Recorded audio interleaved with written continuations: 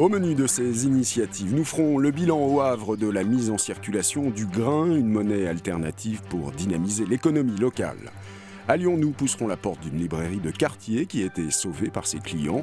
8 d'entre eux ont investi 80 000 € pour éviter qu'elle ne ferme. Et on commence avec une jeune fille étonnante. À seulement 16 ans, Philippine a créé New School, une application pour smartphone destinée à faciliter l'appel des élèves par les professeurs. Philippine est aujourd'hui à la tête de sa propre entreprise et travaille sur de nouvelles applications, tout en poursuivant sa scolarité. Avant, pour contrôler la présence des élèves en cours, c'était comme ça. Un grand registre de présence et des surveillants au téléphone. Je me permets de vous appeler concernant l'absence de votre fille. Aujourd'hui, dans l'établissement privé Bon Sauveur au Vésinet, ça se passe comme ça. Let's check who's here and who's absent today. Alexandre is absent. Ce professeur d'anglais teste une application via son smartphone. Un gain de temps car un enseignant passe 28 heures par an pour faire l'appel. Donc il suffit de cliquer sur l'application New School. Mes élèves ont leur boîtier dans leur sac ou dans leur trousse. L'appel se fait automatiquement. Les croix rouges deviennent des petits tics verts. C'est juste formidable. Aussitôt, un mail ou un SMS est envoyé aux parents et à l'administration.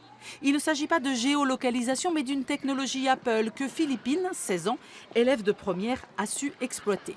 Car c'est elle, la jeune chef d'entreprise, fondatrice de cette application, créée en cours d'économie l'an passé. En juillet dernier, on a reçu un email d'Apple, d'un des dirigeants Apple Europe, qui a souhaité nous rencontrer pour qu'on présente le projet. Elle a une âme de chef d'entreprise, elle a les pieds sur terre, elle a un grand sens de la communication et elle a, je pense un peu comme sa génération aussi, une maîtrise des réseaux sociaux. Si ses parents ont financé la conception de son projet, 6 000 €, Philippine y passe ses nuits et ses soirées pour développer d'autres idées. Et on aimerait proposer aux établissements le paiement dématérialisé de certains services, comme le paiement en cantine, cafétéria ou l'emprunt de livre à une bibliothèque. Donc ça, c'est aussi quelque chose qu'on est en train de développer. Et ensuite, on voudrait créer une sorte de plateforme collaborative où enseignants, parents et élèves vont retrouver des ressources pédagogiques concernant leur établissement. Et en un an, le monde professionnel l'a bien sûr fait grandir, mais priorité pour l'instant à ses études, bac français en fin d'année, car la jeune chef d'entreprise prépare aussi le concours d'entrée à Sciences Po. Une belle histoire à présent, mais aussi un énorme défi pour 8 Lyonnais qui ont décidé de s'associer pour reprendre leur librairie de quartier qui allait disparaître avec le départ à la retraite de la propriétaire. Une initiative soutenue par de nombreux riverains, eux aussi très attachés à leur librairie. Elle n'a plus rien de classique. Cette librairie devait disparaître, mais ses clients l'ont sauvée. Ils sont 8 en tout, amis et habitants du quartier à s'être mobilisés. Ils ont réuni 80 000 € pour reprendre le commerce avec Cédric. C'est lui qui a eu l'idée en premier. Quand la propriétaire a annoncé son départ, il n'a pas hésité.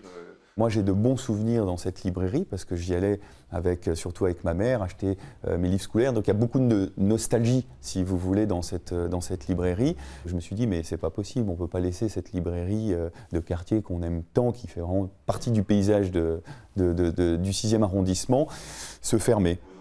Un pari risqué, d'autant qu'ils ne connaissent rien à la gestion d'une librairie. Alors ils font appel à un autre libraire, un vrai. Il semble qu'il faut garder des étagères de type linéaire. Il les aide à gérer les commandes, les stocks et l'aspect commercial, le tout pour en faire un véritable lieu de vie. C'est un peu fou comme projet à l'ère du numérique et des concurrents bien connus sur Internet, mais ça reste une librairie de quartier, une librairie de proximité, et c'est ça aussi qui est intéressant, en plus de la sauvegarde d'un commerce. Le magasin a rouvert en décembre et pour l'instant les affaires marchent bien. Il faut dire que les habitués soutiennent l'initiative de ces libraires en herbe. Je trouve ça super important d'avoir un lieu où on peut acheter des livres. Enfin, en plus c'est un endroit qui est assez sympathique, une librairie, donc ça change des grands supermarchés où on achète des livres, donc c'est aussi un plaisir de venir acheter quelque chose, donc ça c'est vachement sympa.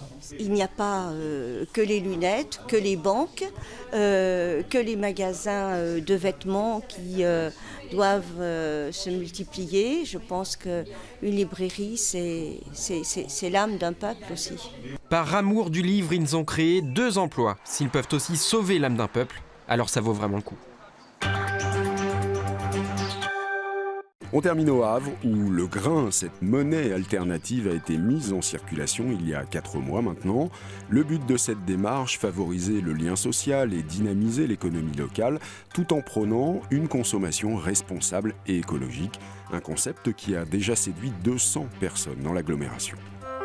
Les grains, les voilà. La monnaie est en service depuis 4 mois dans une quarantaine de commerces de l'agglomération havraise. 200 personnes l'utilisent déjà. Pierrick Fégard fait partie des militants de la première heure. Chaque mois, il change quelques dizaines d'euros. 4 de 5 Ouais, en petite, c'est bien. C'est facile en fait, j'échange juste une monnaie contre une autre. Ça m'est déjà arrivé d'aller dans un autre pays, j'ai fait mon change, c'était la même chose finalement. Ces grains en poche, sa priorité, l'alimentation, saine naturellement et locale bien sûr, c'est l'ADN du grain. Vous voulez régler comment ? Moi je vais payer en grains. Je préfère l'utiliser plutôt que des euros. Parce que je sais que ce grain-là restera dans le local et va servir à d'autres, qui vont servir à d'autres, mais à mon échelle.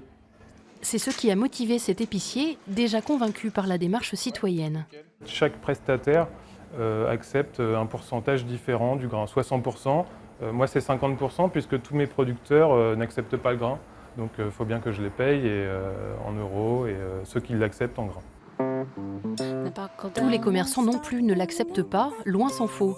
Dans cette boutique, pourtant spécialisée dans les produits locaux, on trouve le concept intéressant, mais trop coûteux.